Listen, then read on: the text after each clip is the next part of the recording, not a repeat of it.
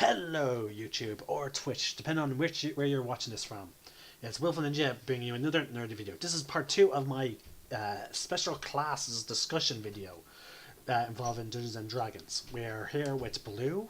They're talking about his class that he designed, the Gunslinger. In part 1, we talked about the vanilla Gunslinger, some of the inspirations behind it, as well as the nuances of making the bullets, making the guns, and everything else. So let's get started. Hello again, Blue. Ready to discuss the finer points of your class, which are the specialities. There's 4 of them, so let's get to it. Okay. We'll just give a brief recap of which the specialities will be. There's the duelist, the commander, the sniper, and the arcane gunner. We will be starting with the duelist. Now, you designed this, and in the paragraph to briefly describe the duelist, here is what you put down. A duelist is one whose speed in combat is unmatched, except for perhaps a rogue, of course.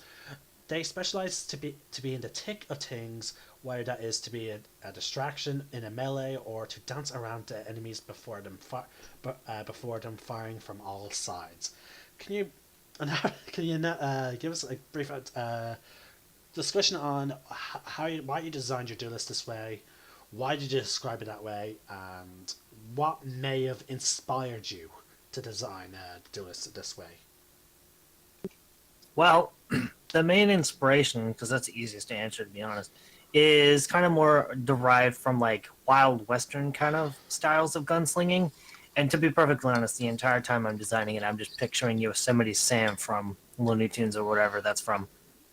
Like dual pistols, rootin' tootin' blah blah whatever that Yes, you know what I mean. I know Yosemite Sam. So Which is funny because a lot of people wouldn't. When you read the abilities, a lot of people probably would not go for that. Like, he's a tad bit more insane, but like for me, I picture Yang from Ruby. I picture Gunkata from Equilibrium, and maybe a bit of Alucard. Now, when he gets his second pistol, obviously.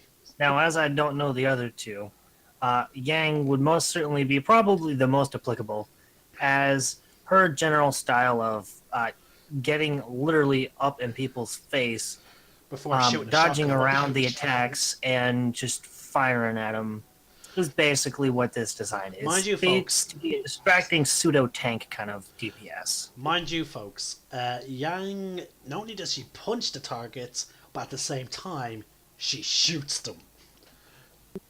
And that's especially when she's pissed. Yes. Now, the way she does this is because she uses like a shotgun type of ammunition. So I'm assuming it's a buckshot of sorts.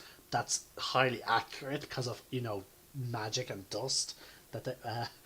But essentially, she uses to amplify her punches, and they're sort of designed in these like really cool wrist mounts, which I would love to recreate with tinkering and magic.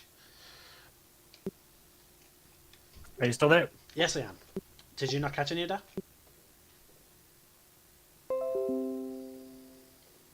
It seems, folks, we lost OBS. Did we also lose Discord? Blue, can you hear me?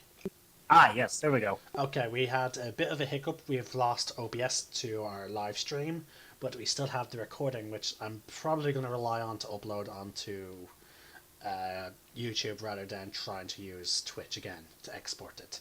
But I may test out Twitch to see if it has everything once it reconnects, but I doubt it. Nah. So I'm better off just going into my videos folder and uploading directly. Now, yeah. Again, as I just said, I would love to recreate Yang, with her ability, especially her gauntlets, using magic and a bit of like sort of steampunkish technology to create those bracelets that turn into her gauntlets. And again, I imagine her book. It's clear she's using buckshot, but for some reason it's highly accurate. So maybe it's because of the dust. Who knows? Either way, it's a cool idea. Now again, continue talking about the duelist, please. Like some of the more nuances on what this class specifically is supposed to do.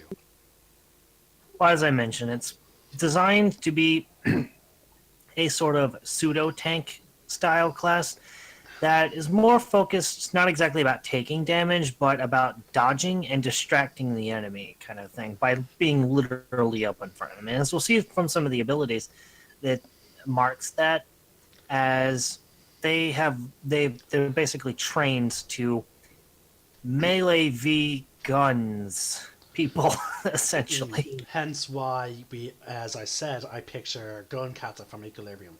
Now again, folks, just look up gun kata in Equilibrium on Google or on YouTube, and you'll see what I mean. It's essentially a martial art that involves close combat with pistols, not wrist mounts like the Yang, but literally pistols.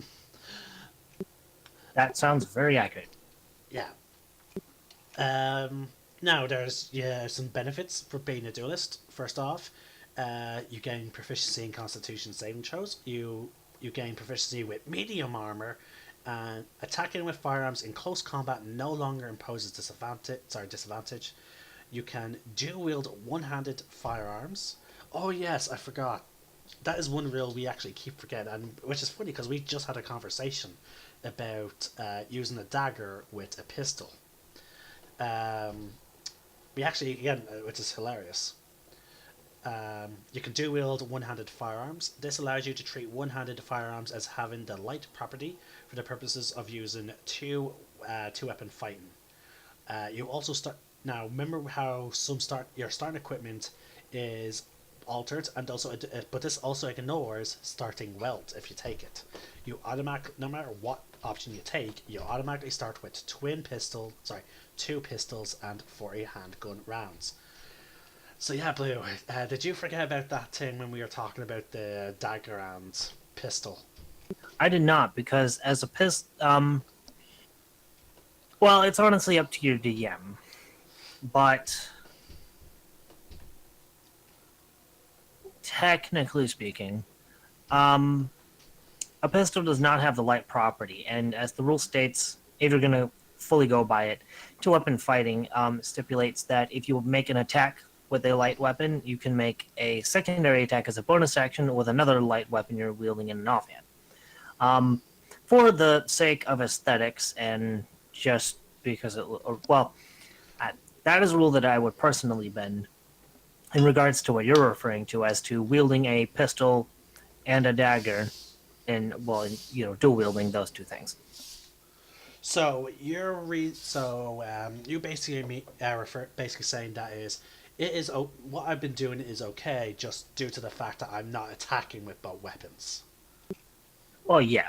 I mean, you could always hold as many things as your hands can actually handle, but technically speaking, for as many actions as you actually have, that's a different story. Mm-hmm. Oh, very well then. And again, you could talk to your DM and be able to make an action with the pistol and then a swipe with the dagger as a bonus action. Who knows? Now, it's also interesting that this character gets medium armor. Again, this speaks to the fact that you refer to as possibly being semi-tank in its own weird way. And already, folks, we already found out why we refer to this character sort of like with Gunkata and Yang, with the fact that they both use firearms in melee rather than as a range. Yes. And it gets medium armor because partly some medium armors can have a higher AC than light armor, while light armor doesn't have a cap on dexterity. For this subclass, you might not want to go full dexterity. You might only want to go, say, 14 or 13. I mean, 16. You got a +2 or +3. Exactly. And take the medium armor for higher AC because you might want to go for more Constitution to build more tanky, or you might want to go for more Wisdom. To have more points and such. Yeah. True. Now, at level 3, we have the feature called Reflexive.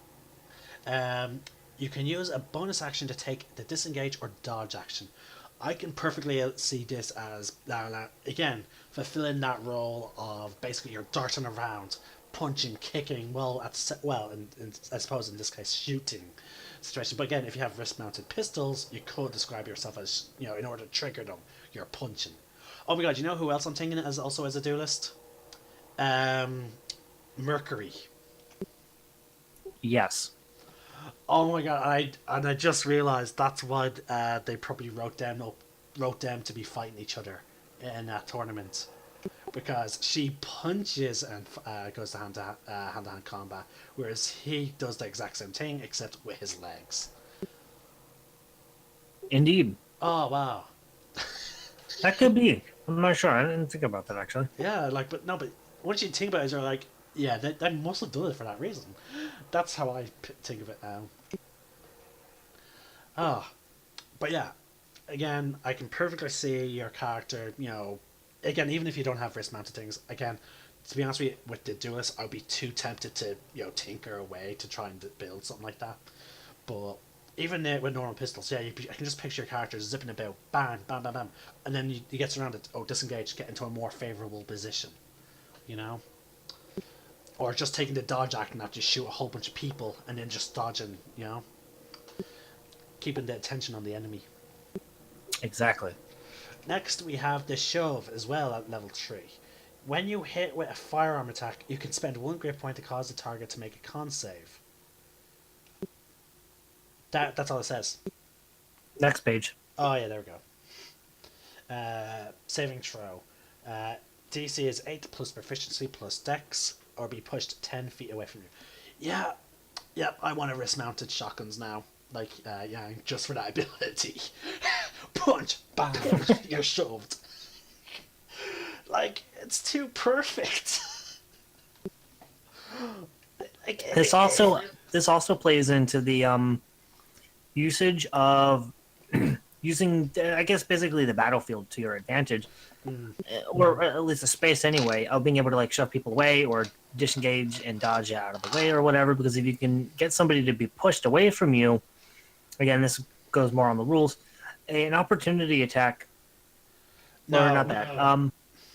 Only when something's willingly moved away or whatever. Exactly, So exactly. it can't get one on you if you move it away. Only if it moves away, or if you move away, can it get one. So doing this would allow you to not have to use your bonus action, for example, in order to actually, get away. Or here's another way to protect your allies. Exactly. You see your wizard, an enemy uses their action to quickly get into range of your wizard. You're like, oh shit, that wizard's gonna drop dead. Oh no, run up, bam, push.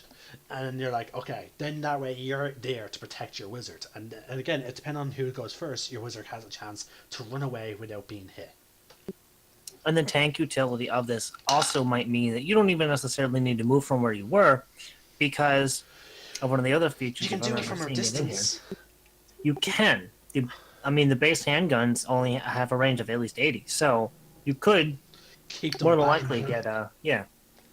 Because If I remember correctly, this had so you can actually, if you're tanking some guy or there's some guy right next to you, you could still fire at that guy who charged up to your squishy without taking disadvantage, because this class does not removes that restriction of disadvantage when using a ranged weapon, firearms, while within 5 feet of a hostile creature. Yeah, but that's not even the thing. You can use the show feature when you just simply hit someone with a firearm. So theoretically, let's say your teammate, let's say, for example, I'm going to use a case that I had in one of my games. We were in a dungeon, and basically we were trying to find our way to a certain location, but we came across broken, basically stuck doors, which theoretically could be argued that stuck equals broken. So they were like, okay, knowledge, you use your spell mending to fix the door, and we'll protect you. But then we started hearing a minotaur walking up. We're like, oh shit, fix that fucking door. I was like, guys, it'll take several rounds of combat for me to cover the entire edges of the door, unless you can point to me where the door is broken. So my character was essentially rubbing his hand along the door frame to try and find what was causing it to be stuck. So if we had a gunslinger in that situation, theoretically, at that doorway which the minotaur was coming down, or the hallway, a gunslinger duelist could essentially pull out his gun and keep pushing the guy back 10 feet, slowing his progression down. Especially, Yes. especially when you get your extra attacks, you're just going to be bam, bam, bam, bam, bam, pushing you back for all those grip points. Which again could You know tell what else? I just thought of. what? You play Star Wars: The Old Republic. Yes. This reminds me. This class specialization reminds me exactly of the Vanguard Trooper, which was my main character for a very long time. I have not played the Vanguard or the Trooper for that matter. I really Well, should you at some should point. take a look at it. I should restart a Trooper for my YouTube video, just to have a bit more variety, so you're not just watching a Jedi Knight or a Sith assassin all To the be time. fair, this was back before they redid the entire tree twice, so might be slightly different now. But Okay, moving on to evasion. Starting at 6th level, when and allows. Huh? Starting at 6th level, when and allows. You might want to look at the wording at that, Blue. I might. You when and allows you to make a dexterity saving throw for half damage, you can use your reaction. Okay, it's essentially evasion from Rogue. It is a vision. Yeah, there you go, folks. Look at Rogue. There you go. It's a little bit different at the end, though. If you succeed on the same throw, you take no damage. No, If you it's the same. succeed, yeah, it's the same. Now, folks, here's another interesting thing, which is I find weird, but again, it stacks. I imagine. Quick reload. Starting at 6th level, when you spend an action to reload one-handed firearm, you can use a bonus action to reload another one-handed firearm. If you are doing at level 15, you can use an action to reload 2 one-handed firearms if you're doing. Now, Blue, would that stack with lightning reload? So what that basically allows you to do is this, as duelist implies, it kind of revolves around dual wielding pistols, as well as all the tanking and whatnot.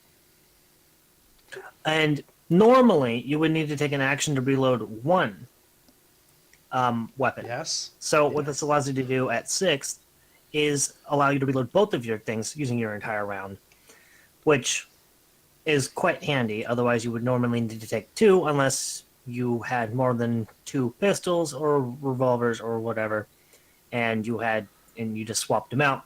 But so then basically, instead of having to take 2 bonus actions at 15th, you would only need to take the 1 and still be able to reload both of them. So it was correct that they both stack together. Indeed, they do. So basically, at level 6, you can use your bonus action to reload one of your guns. So basically, from the beginning, you can use at level 6, you can use a round to reload both guns, and then at level 15, you only need one action to reload both guns. But by level 15, you would also have lightning reload, which means Actually, correct. Hold on, I stand corrected. You do have to use your initial action to reload one-handed weapon in order to use your bonus action to reload the other. Yes. And at 15, you can reload both of your one-handed firearms as an action, but you can still only reload one as a bonus action with lightning reload. Yeah, but the thing is though, you can use an action to reload 2 one-hand firearms if you're doing, but since lightning reload allows you to reload a firearm as a bonus action, would that not mean that as a bonus action you can technically reload both then? No. Oh, so it still takes. You could reload 3, an action for 2, and then the bonus action for 1. Ah, so either way, so if you have 2 weapons, it still requires you to use your entire action to reload both then. Yes, which is still better than taking your entire round, because then you still have your bonus action to do something. I suppose, yes, but you can't do much with your Or bonus what action. you could do is you could alternate firearms and only fire from, say, one of them, and then use your bonus action to reload, and then you fire from or something. I don't know. So you could alternate having to reload on bonus actions. I suppose, especially if you're taking quick draw into account. Yes. Because like with quick draw, you could have multiple pistols in your bag of holding, or just strapped somewhere on your character. I'm thinking of Assassin's Creed Black Flag, where the guy had all those flintlocks strapped onto him. Mm-hmm. Yeah, I'm picturing something like that. So instead of reloading them all at once, sorry, instead of having to focus on so many reloads, especially if you're using pistols have 10 bullets each. So technically, if you have four guns, you can essentially be like constantly letting out a barrage of bullets before you have, and then when you actually finally run out of bullets, you'd be reloading two at a time. Like McCree. Haha. Pretty much. And then once you reload, again, it'll take you several rounds to reload all six of those pistols again. But then once you do, you get, what's it, 10, 20, sorry, 20, 40. You'll get another 60 bullets to shoot at someone. So that's several rounds of just barrages for like 3 rounds of reloading. Again, if you want to take the time to make them many weapons. Oh, yeah, true. Now we have Violent Shot.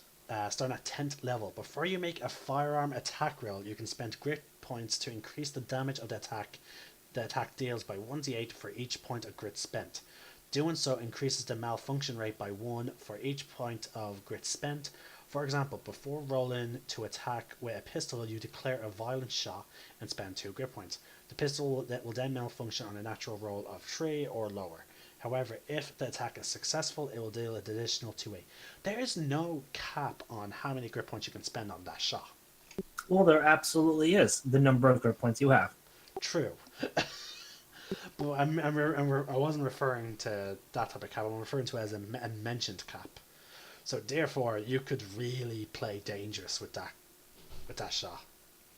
You could, but again, I mean the chances are rolling low, and it's per point, so that's per. Yeah, it adds up pretty quick. Yeah, but again, if you manage to make that shot, then that's it. Potentially, you destroy something, especially if it was a nat 20. Oh, I can only imagine. And again, the funny thing is, violent shot is at level 10, so if someone was, let's theoretically say if someone was a rogue, and they did that with, assassinate, and sneak attack and violent shot. Oh, see, rogue makes like 3 levels in rogues makes some classes just scarily dangerous. Like you don't like rogues are squishy, but you don't fuck with them. Okay, moving on now to resolve. At level 14, your extensive time fighting during heavy combat has yielded the secrets to staying alive. Staying alive, staying alive. I couldn't help it. Whenever the attack brings you to 0 hit points, you can use a reaction to spend 1 grit point to instead be brought to 1 HP. This feature can only be used a number of times equal to your wisdom modifier. Expended uses are regained when you take a long rest. That's not bad. And I like how you actually have a firm cap there, because that is a very good Yes. I like the caps that don't put a air quotes number on it, but put a number on it, as in they don't just say, "Oh, you can only do this twice or 3 times or whatever," but that like go based on a number that is either increasable or scalable, such as using your proficiency bonus or a stat modifier. Now we have elusive. This style of gunplay has led to seeing more horrific things up close, straightening your resolve. I imagine, because like technically, if you're right up close to someone and you shoot them in the face, blood's gonna get everywhere. Yep. At level 18, you gain proficiency in wisdom saving throws, and attack rolls made against you cannot be done with advantage. Wow, that is really good. And again, if you play this class right, you're going to be in the thick of combat, drawing the attention of the enemy. Especially if they see your booms. Like, essentially, like, some people will see you as the bigger threat because of these magical pistols you have, or weapons you seem to have, that they don't quite understand. Next, we have the Commander. Now, you describe the Commander in the PDF as a commander seeks to command the battlefield with their use of their firearms to control their enemies in combat. They tend to stay at medium range. Now, what can you tell us about the Commander, such as what led you to create a Commander in such a way? Was there any inspiration? And, just generally about the Commander. Like, what would his role in the combat be? Well, to an extent, I feel like it's self-explanatory in the description, but it would kind of play more of a support role in general. And actually, after some flack from reviewing people's, it originally was named the sharpshooter, which I eventually kind of agreed that any air quotes gunslinger would be a sharpshooter, quote unquote. So I ended up renaming it to this. The reason I went with commander is the idea that he does his best to stand in the middle of everything, not straight in the thick of like the main melee, but he would stand between ranged and the melee, or in an advantageous position where he can see everything, and would use his firearms to command the battlefield as best he can, via use of some of the other features soon to be mentioned shortly. Um, but as I said, he mostly would end up going for doing support things, trying to give his allies the advantage on things by essentially crowd controlling for the most part the enemy. Now, again, I'm just going to mention this because I've had some players even argue this when it came to the fire. With the title, with a class called the Commander, would you say that a player who plays a commander is basically supposed to be in charge of the group? That is up for the player, the DM, and the party to decide. No, but it's just as I said. There's, I believe, a class in Fighter that has like a very similar sort of title. That one is called the Battle Master, and you could debate that if you wanted. I would prefer it to be determined by the player and character itself, but I mean, you could argue that. You could argue that both subclasses have a better grasp on strategy in order to try and gain the upper hand using their abilities.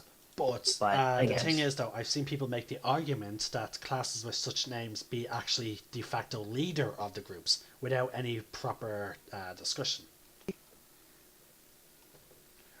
I always prefer discussion.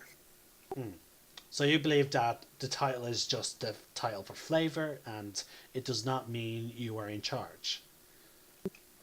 I would say that it does not inherently mean that you are in charge, and in this case, it is more of a name to denote the type of abilities that You basically CC crowd control the enemy.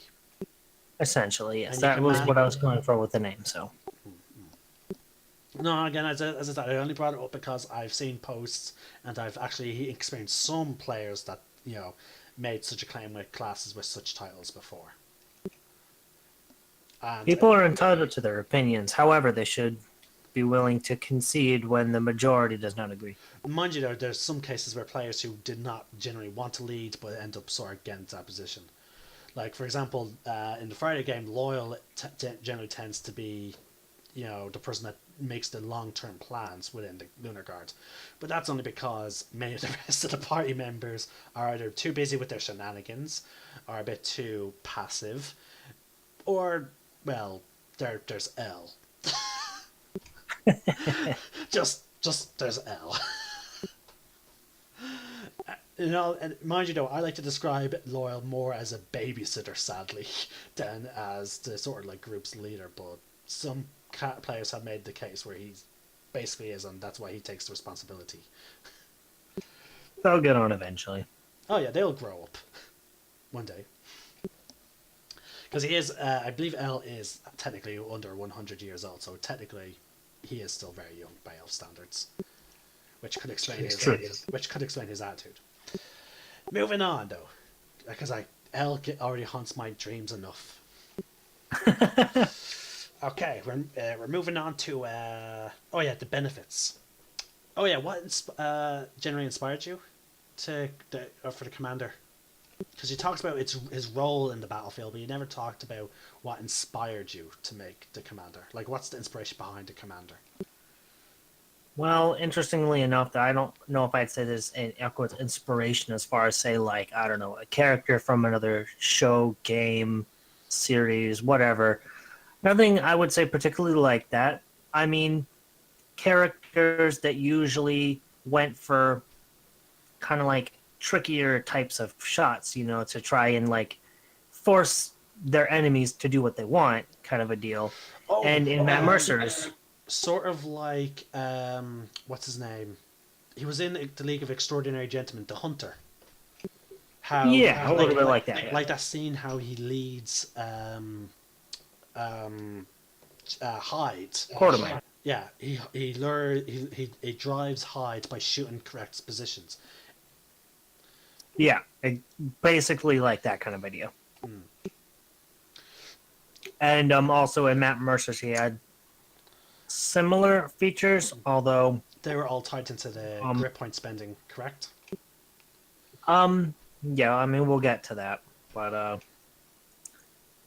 a lot of the gunslingers I found had similar things like this, but I put this into or that type of feature, which we'll get to in just a second, actually, When you into this subclass specifically because I felt like being able to do such a thing, those things, felt more into this type of mentality. now, was there many changes that you made when you changed the title from sharpshooter to commander? Now, in all fairness, though, sharpshooter is very similar to what a sniper does. You know, so That's what people were telling me. yeah. So, was there any changes that you made between the sharpshooter and the commander, or was it just pretty much just a title change? I feel like it was more so a title change, but I'm not entirely sure. I forget exactly if I might have changed a couple of things.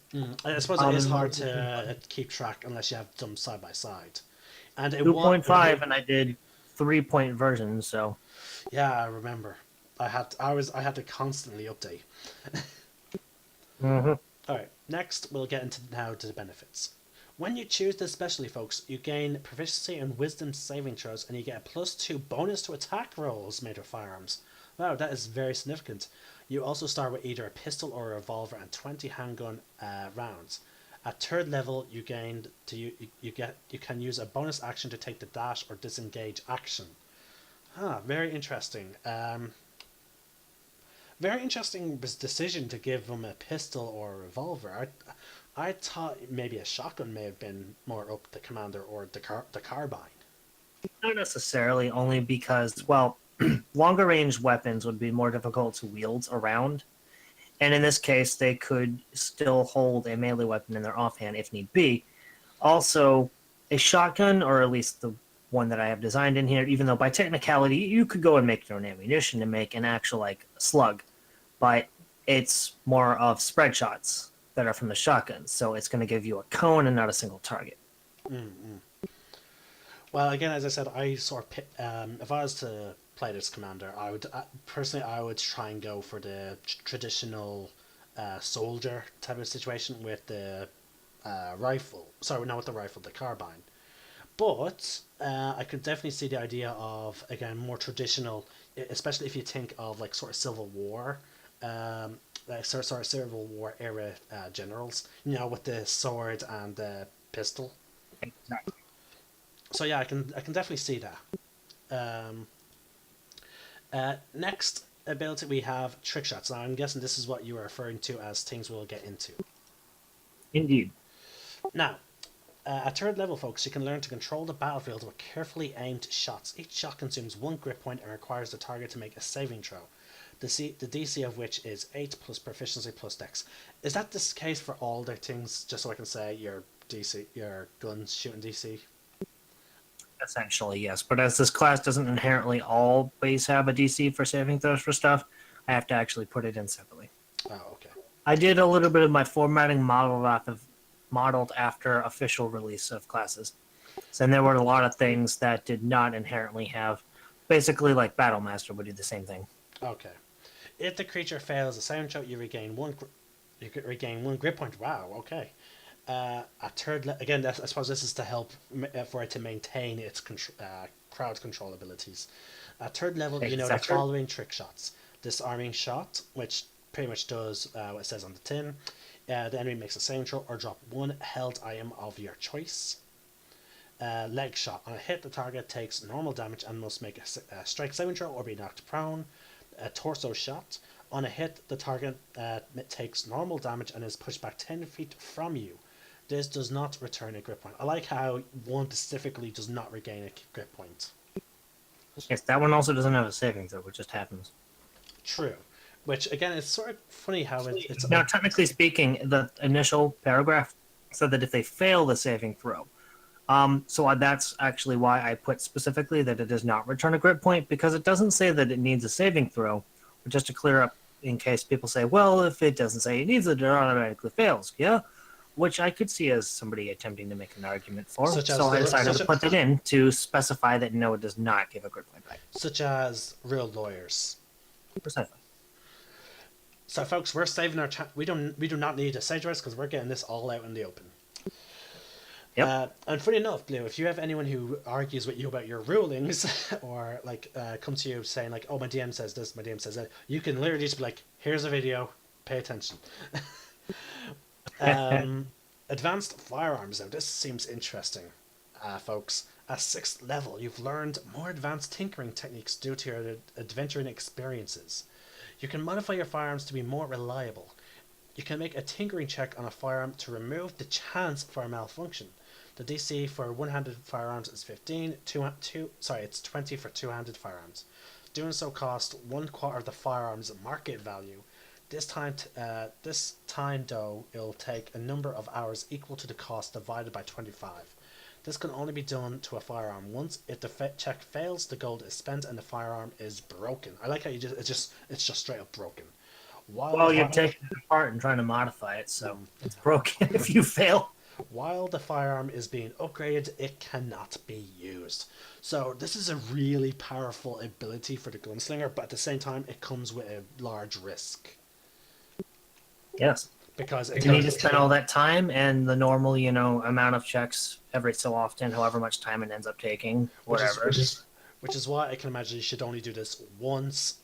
Once you start on a one firearm, you don't touch any of your other firearms until it's finished. So you should only work on you should only upgrade one firearm at a time. And I would personally recommend having at least 2 firearms because you need a firearm to be able to do all this. And if you don't have one because it's either under repair or technically upgrade or gets broken, well, I mean, you're trapped. You're a little less so well. Again, this is what we came down to when we'll discuss it when we get to the next class, but this puts a more of a fine point on what I'm going to bring up with the next speciality. Now, at 10th level, you gain the following trick shots. A headshot. The target takes normal damage and must succeed a Constitution saving throw, or have disadvantage on attacks until the start of your next turn. I believe that these shots as well also benefit from the trick shot thing, which allows you to regain trick shots. Am I correct? Yes, because it says you gain the following, and then it's in capitals, trick shot, for a reason, as it's referring to the ability. So yes. And then there's wing shot. Now this is very handy for your winged opponents or particularly nasty dragons. On a hit, the target takes normal damage and must succeed a strength saving throw or fall at the distance equal to its flying speed. If the target hits the ground, it takes fall damage as normal. Which is funny that you have that, because the Xanathar's Guide actually describes that once an enemy starts falling, they automatically fall 500 feet. At that instance, they fall 500 feet, which I find very interesting. So, well, rate of gravity, etc., math. Yeah. So basically, also Xanathar's wasn't released when I did this. Yeah, true. So would you modify wing shot, or are you okay with the idea? Personally, I would keep it the same because everything's happening so fast. Yeah, second by second as far as gravity is concerned, but at the same time, I don't know. It would be a little less fun because 500 feet. How often are you going to be fighting something that's far above the ground, more than 500 feet? Let's be honest. And so that would imply. I mean, you might as well just say they get knocked prone, which automatically makes their speed 0, which means they fall anyway. So, and the idea isn't exactly that it completely takes away their ability to fly, nor are they being knocked prone whilst in the air. So theoretically, it's just damaging their wing such that they momentarily lose control, so they have to drop that amount. It's not necessarily that they're falling per se. However, if a DM chooses, they could have it as falling or being knocked prone, and could apply the normal rules as described in other books if they want. Again, that's one of the reasons why I love Xanathars. They go into so much detail about other stuff, like, you know, like they even Quite handy. The amount of discussions I've had with people about X, Y, and Z. Yeah, and then now we have Xanathar's guide that, you know, just like they even talk. They even talk about tying people up and the specific checks for it, because tying people up is one of the ways players often think. But yeah, folks, again, Blue is correct that the ability that we're talking about says they just go down that distance, whereas Xanathar's 500 feet in that instant is more referring to when a creature begins to fall or is knocked prone, or when their movement speed drops to 0 as they're flying. So technically, I suppose wing shot does not put them at risk of falling to 500 feet instantly. No. However, if something's falling, or there's like perhaps a root, I don't know, say it's a dragon or whatever, a wyvern, I don't care, and you hit it and it fails, and so you succeed on this, and there's a roof that just so happens to be their speed underneath them, I could see that as being beneficial, because then they would take fall damage equal to that. Just true. Now, moving on to improved accuracy. Starting at level 14, your aim has improved to the point where you score a critical hit at the roll of 19 and 20. Again, I like how the commander is very much straight up a soldier, in my opinion, which is why at one point I may have suggested commando or soldier possibly as a title, because like, again, this whole thing suggests very high-end training. No, I could go with rifleman. Yeah, that as well. Because again, like, it's all about being in combat, and not exactly the thick of it, but being able to, you know, make fine use of your weapons. Riot police. Now we also have hemorrhage, folks. Level 18, when you score a critical hit with a firearm, the target suffers additional damage equal to half the damage dealt at the start of next turn. Really powerful ability. And also, especially when you get that critical hit in. Now, it's a shame that Commander does not have any special abilities that amplify damage when they score, like, that they can multiply for their damage die.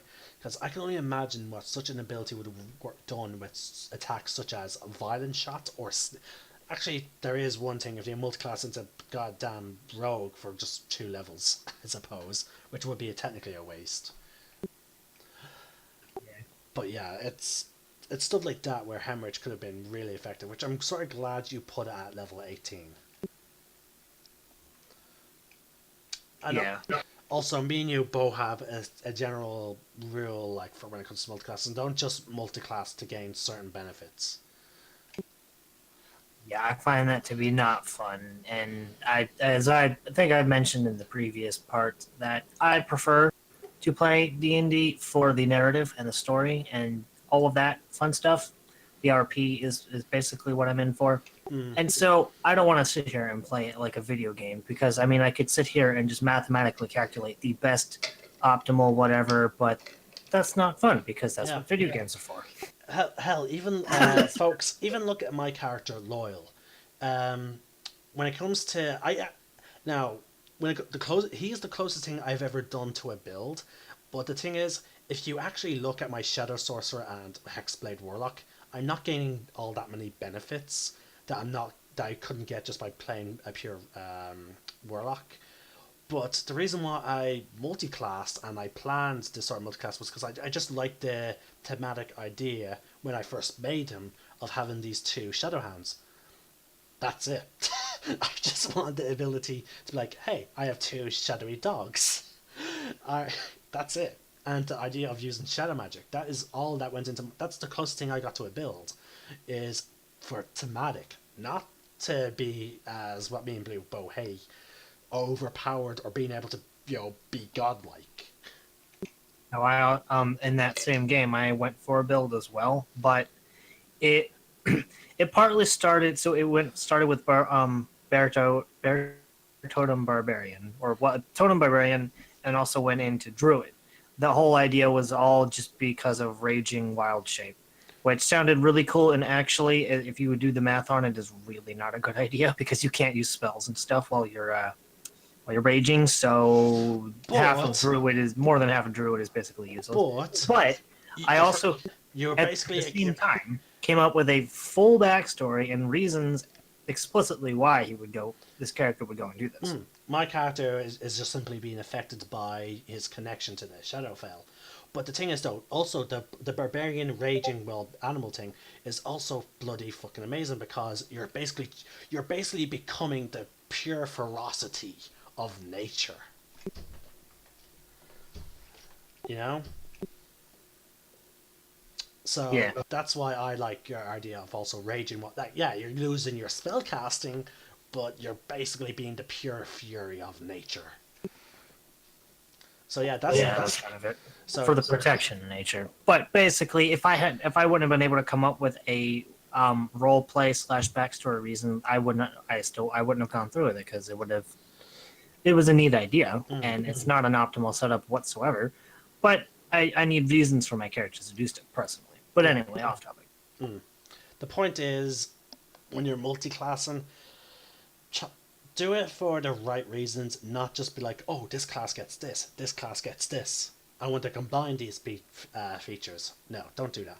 Come up with fun thematic reasons. And with that, folks, we're now moving on to my favorite archetype of this class, the sniper. Now, folks, this class, this archetype is semi-squishy, but at the same time, if you play your cards right and you be very careful and you plan ahead, the sheer potential is unstoppable. It was most certainly a high damage output for the effort put in, kind of a thing. Now, you describe it in this description as a sniper is one who prefers to operate out of sight, elevating the battlefield, and relaying information to their team. Their aim is as good as a commander, though they may take them more time. They specialize in extreme range. Now, same questions as before with the other archetypes, but for the sniper. Now, just to clarify, this is evaluating the battlefield. Thank you.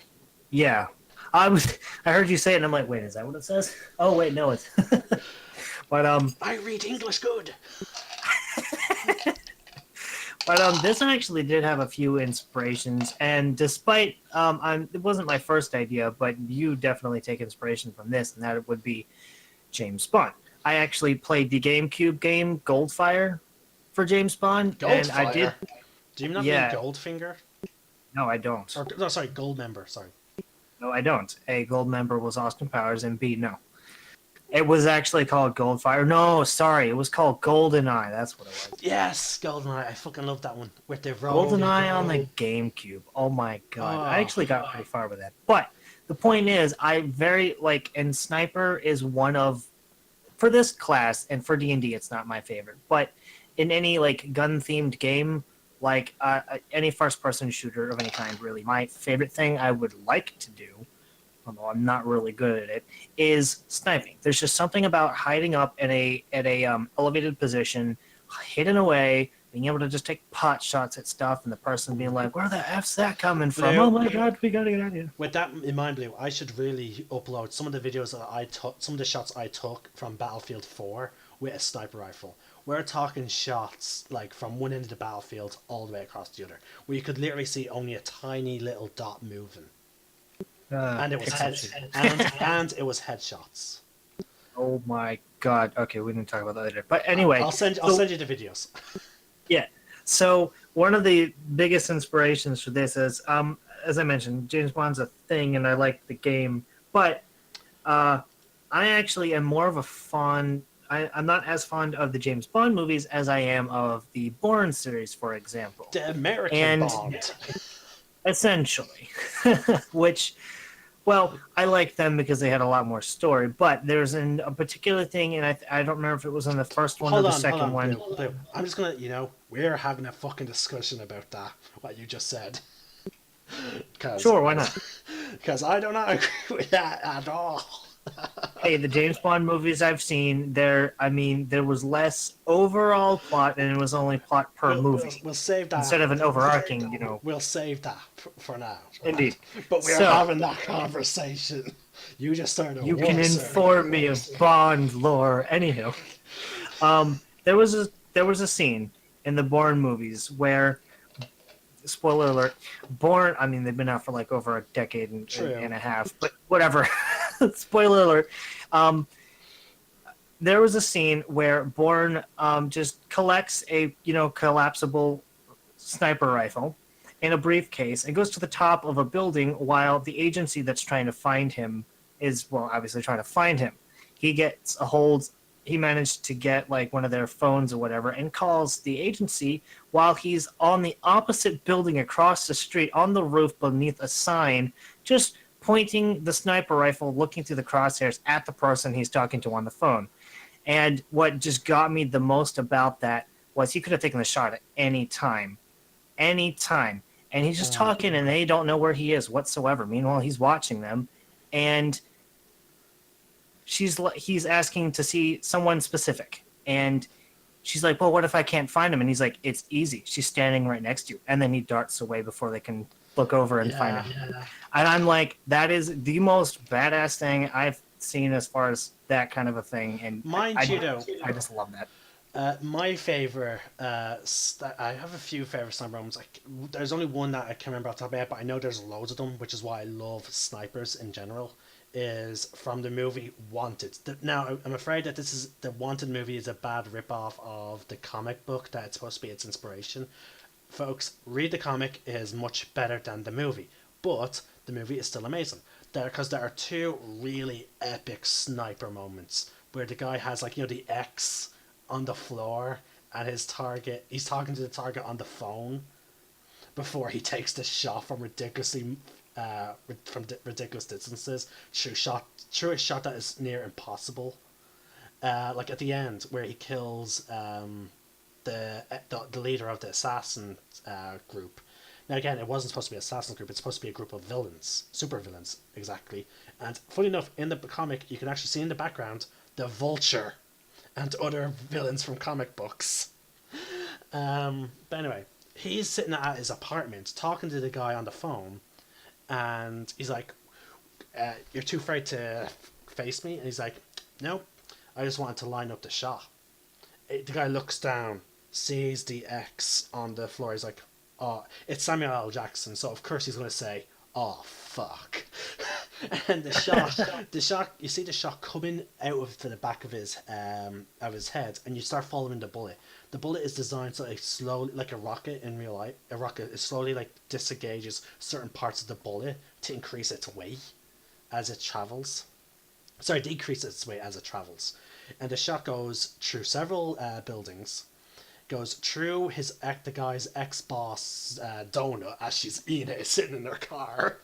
It's a ringed donut, so it's going through the hole. Of course. It keeps going, and then you see him back at his house, but it's going in between the carts of a subway, in between each subway car. The space that you step on. Yeah, I know. Again, I'm not sure the term for subway, but the parts of a subway train. I think it's carts, or is it cars? Cart, whatever. I know. Either way, but it goes in between that space, and then you just see him looking at the camera, and then back into the scope. And the funny part is, it's actually a tinkered musket rifle. Like it's his father's gun, but it was a modified musket gun.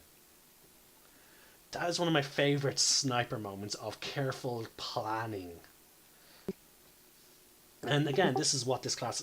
sorry for bringing up that, but continue on with... Because again, this was from inspirations. Continue on what the sniper is supposed to do on the battlefield. Sorry. Well, more or less, it does exactly what the inspiration is, or well, it's supposed to do what the inspiration is. As it says, it takes a bit of time because the idea is, I mean, like if you research any proper sniping of any kind, it does take an actual fair amount of time to actually prepare the stuff. Now, realistically, it would take minutes because seeing some stuff on Mythbusters, some documentaries on Discovery, and so on, blah blah blah. these people will take like minutes to maybe even an hour sometimes or whatever to try and line up a shot, or well, maybe not an hour, but definitely minutes at a time, because they have to take out their weapon, they have to assemble it first off, then they have to mount it properly, then they have to calculate depending on how far the shot is, distance, etc. But the point is, it takes a lot of stuff to go into their shots, and that was kind of like what I wanted to design it around. So there's a fair amount of setup and a little bit of penalty, but the outcome is fantastic. Mm. Now So we're going to get it's into mostly yeah, it's mostly designed for DPS. This is like a pure DPS class. that. Yeah. Well, subclass. Now, the benefits of choosing this specialty is you gain proficiency in wisdom saving throws as well. Most seem to gain proficiency in wisdom saving throws, except for the duelist so far. You also gain proficiency into perception skill, and if you aren't already, and if you're already proficient in perception, you get to double your you basically get expertise with it. You can also use a bonus action to take the hide action. You can start with either a carbine or a rifle with 20 rifle rounds. Depending on what you want to go for, like with the rapid shots but with less damage, I personally prefer the slow firing methods. Now again, to me this option makes me think of sniper rifles in games such as, the biggest one I can give an example of is oh my god, it's a Tom Clancy game. Rainbow Six? No, close, but no. It's the one with the New York. No idea. Tom Clancy's. Oh, hold on, folks. This is going to drive me mad. To Google! We're actually looking this up right now. I can begin talking about the scope. Division. Okay. Now, in Division, they rate all the guns with a DPS, as most RPGs do. Now, there are two types of sniper rifles in this game. There's semi-automatic and bolt action. Semi-automatic would have a higher DPS. Now, for most players, that's enough to look at. But the thing is, if the DPS is a collection of the rate of fire and the damage of the bullet, and then also reload. Now, a bolt action has very low DPS, but if you look at their stats individually, not just the collection of DPS, you would, sort of like in Diablo as well, like where slow hitting attacks and then you have the fast hitting attacks. In every game. Yeah, pretty much. Attack speed is the main thing. Yeah, but just because an attack has a higher DPS does not mean that the other weapon is weaker.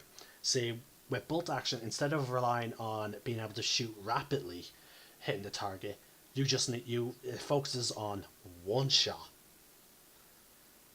It puts all that emphasis on the one shot, whereas with the semi-automatic rifles, it relies on you repeatedly hitting your target to take the shot. Like, you're aiming more for the chest and hitting it repeatedly to knock them down. Basically a barrage of bullets before the enemy knows what hits them. Whereas with the bolt action, you're more aiming for a chest or a head for a single kill shot. It's damage per bullet for the bolt action. And this makes me think of that. Like, if you look at the carbine deals less damage, but it has a higher capacity. Whereas the rifle has less ammo capacity, but it deals way more damage. Now, again, that's what this makes me think of. And also at first level, you get this scope, which is really cool. Now, it's assumed you've been tinkering this for ages, hence why you're called a sniper. Which is why at first level you're given one scope. To replace it, it costs 250 gold pieces, and it takes 16 hours to create. To craft a replacement, the DC is 16. A firearm gains the following benefits while a scope is attached. Now, Blue, before this broadcast started, even before the first gunslinger discussion, Blue pointed out to me why it should work for any firearm, whereas I believe it generally should have been just a rifle or carbine. Now, while it is attached, you can equip a scope to a firearm as an action. While looking through the scope that is equipped to the firearm, the range of that firearm is doubled. Yes, that's right, folks, is doubled. Uh, right after I finish reading this ability out, we'll go through the weapons. While looking through I it, already it's did the doubled. weapons. While looking through the scope, you fire with a disadvantage. While looking through the... if you're firing within 20 feet of a hostile creature, and you have disadvantage on dexterity saving throws.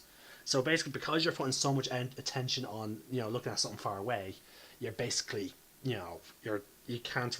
Enemies will find it easier to hit you with AoE attacks, or you'll find it much more difficult to focus that shot on an approaching enemy.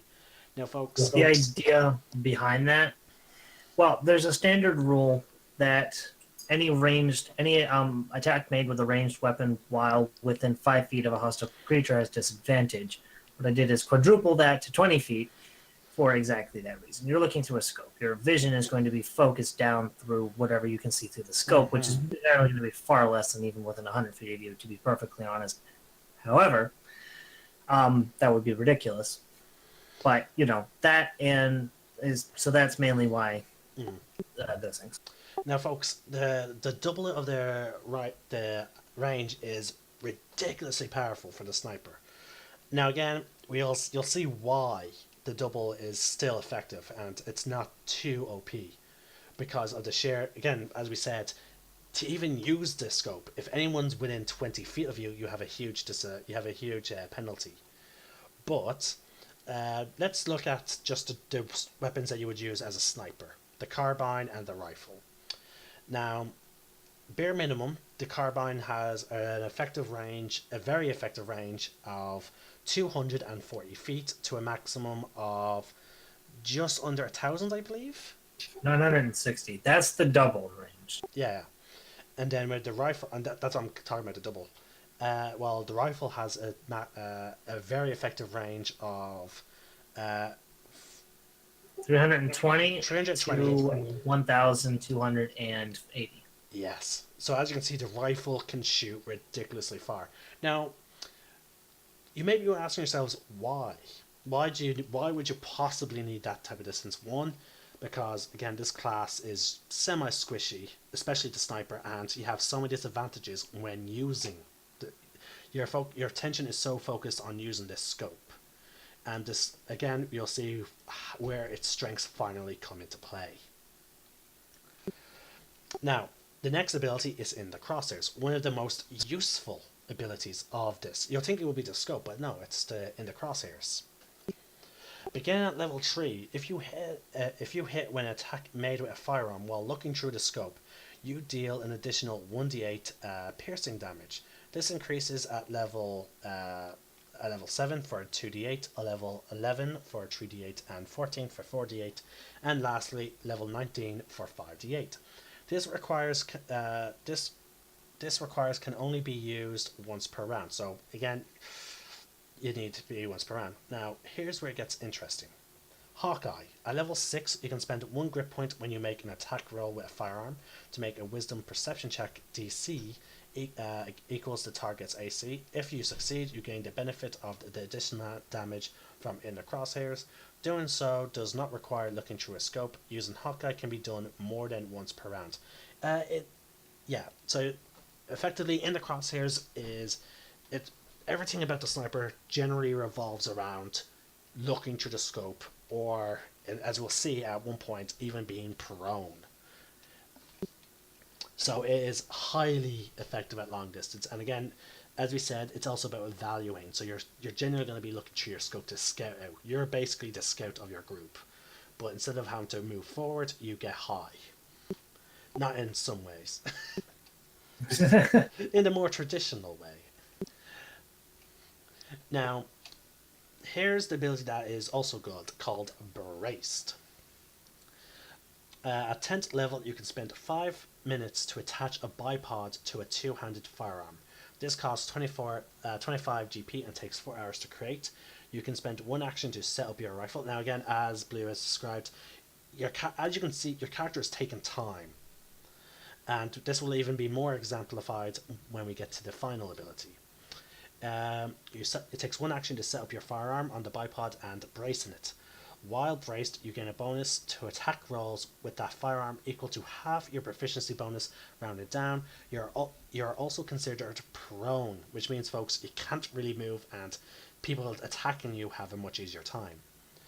But you do not have disadvantage on attack rolls with that firearm. If you move or are moved, the firearm is no longer braced. While at level 18, while braced, you instead double your proficiency bonus to attack rolls made with a braced firearm. So again, braced in the crosshairs already exemplify being at a very long distance because you need to use your scope. Now, again, this is really powerful because again, you can effectively be prone over 1,000 feet away, but the thing is, you would have disadvantage because of that's your second range increment. But braced, braced only does not give you advantage. It just means you do not have to make a disadvantage attack while being prone. So technically, you're still disadvantaged.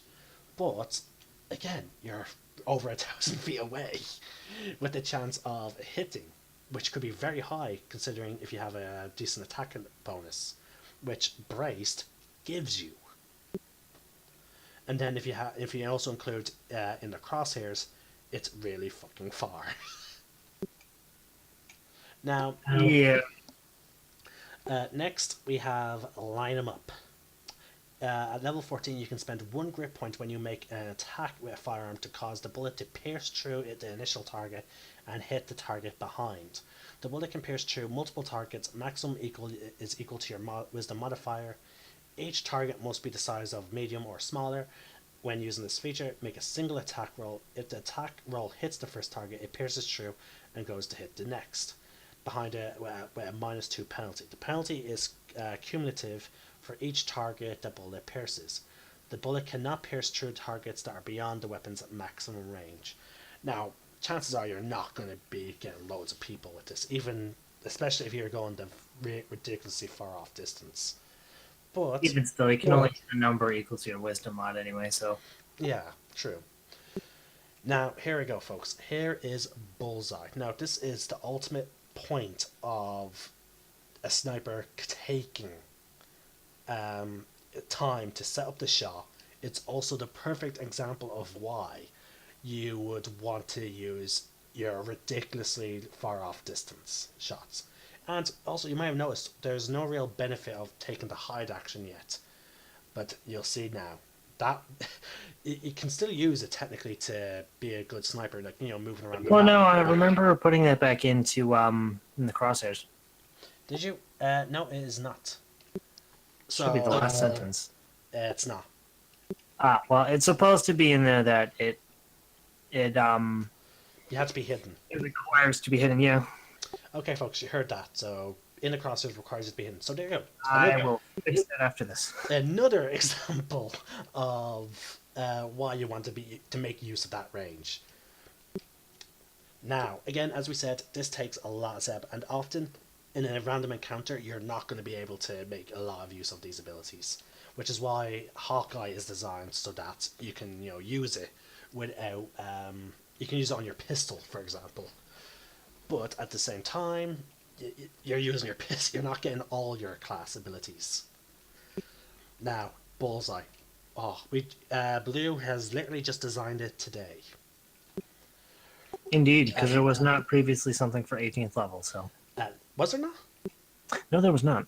Oh, I mean, aside from Braced upgrade.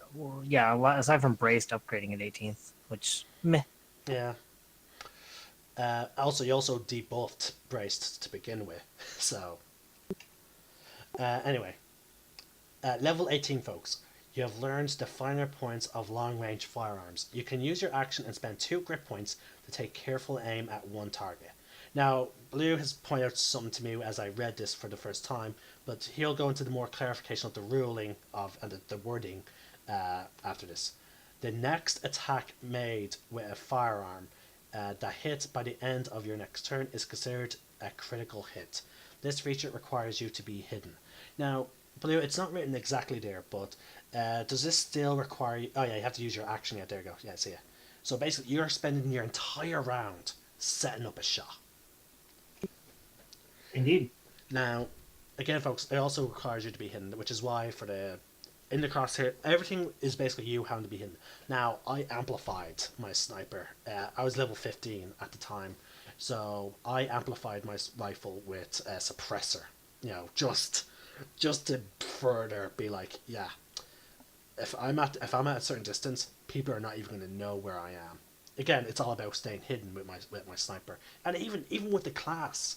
Now, they don't have to play a sniper as being like the super hidden type of person like I did. Sometimes some people like the enjoyment of not having the bullet suppressed and having that be the final sound you hear upon dying. I think Blue, you were the person who said that would be very enjoyable for playing as this class. Was it you? What was it again? Enjoying the idea of the bang from the rifle being the last thing the person hears. Not even that. They just drop dead, and they're like, well, they don't even know. Again, that's why I went with suppressor, because again, there's that moment like if it's not the head, it's in the chest or something, like a fatal spot in the body, except for the head. They will have that moment where they're not like they just feel like that slight sting, and because again, in actual folks, bullets, you don't actually feel that much pain when the bullet initially hits you. It's so fast you don't even feel it at the exact moment you get hit. You feel it afterwards, after like a second or two goes by. So imagine with a suppressor, you don't even hear the bang. It's just you feel a little push or something tapping you. You're like, You look down. Oh, there's a hole in me. Perfect example of that specifically is one of the last scenes in the first Matrix. So again, spoilers, but Neo opens the door to the room where the phone to escape the Matrix is, and there's Smith just standing there immediately with a gun and immediately pulls the trigger. Yep. And he takes, I mean, it's slowed down because movie's cinematic, but it's like a few seconds, but a few minutes in the movie. But it's like he's like shot like twice before he even staggers back into the wall. But he's just like fired once, and then he's like puts his hand out. I was like, blood. Wait, what? Fuck. Man, all fairness, he actually saw him pulling the trigger, so he's like, Well, so there's that shock as well. But the thing is, his body didn't even fully react to the impact of the bullet. Because again, and then there's even a scene in the modern take of Sherlock set in modern London where he gets shot. He's like, oh, Now, mind you, he starts as he's hit with Sherlock being the way he is in that show. Everything starts slowing down for him as his brain's quickly doing all the different calculations of how to try and survive. It's like, okay, well, did the glass behind me shatter? Did I hear shattering? No. Okay, I need to try and fall forward so that will help keep the blood in. I'm just like, the fuck. No one can think this fast. But again, it's still enjoyable. Says another ADHD person. Mine, yeah, true. Maybe. People can think that fast. Trust me. Yeah, I suppose there are moments when I have my panic attacks, where it's so many thoughts are going through my head. I literally have games where with the rhythm games that I normally can't do suddenly seem to me as if they're moving slower. But anyway, yeah, folks. The gunslinger, yes. The range may seem ridiculously OP, but if you take into account the exact abilities that the sniper gets, such as requiring you to be prone, requiring you to be outside of 20 feet, requiring you to be hidden, always hidden. So therefore, you're not going to get a lot of chances in a normal encounter. But if your character knows where they're going, like for example, if you know you're going to an enemy's fortress or whatever, if you take the time and discuss with your party a plan of attack, the potential for your character is unreal. Again, that you designed it this way specifically for that reason, did you not, Blue? I believe so. Like even if you take into account also the advanced bullets, such as the explosive round. Like imagine if you properly plan, if you and your party properly plan out like an attack on a bandit raid or camp or whatever, if you've taken the proper account into like the different types of bullets you can make use of, like the potion dart, you can help if you have an ally who has to fight in a duel against an opponent. If you're far enough away, and if the darts are small enough, you can try and keep your ally alive by discreetly trying to hit them with potion darts, or the enemy with a poison dart, you know, or even a flowering shot, with bullseye as well. Actually, no, bullseye negates the need for the flowering shot, but yeah, with bullseye, you know. Like imagine Grog fighting that thing. Now, I imagine Grog would be pissed off about that.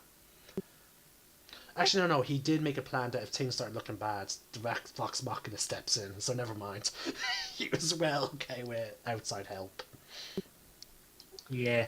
So imagine like if Percy was this type of gunslinger, like him just being ready in case Grog needed help with bullseye, all from far away, aiming at Grodak.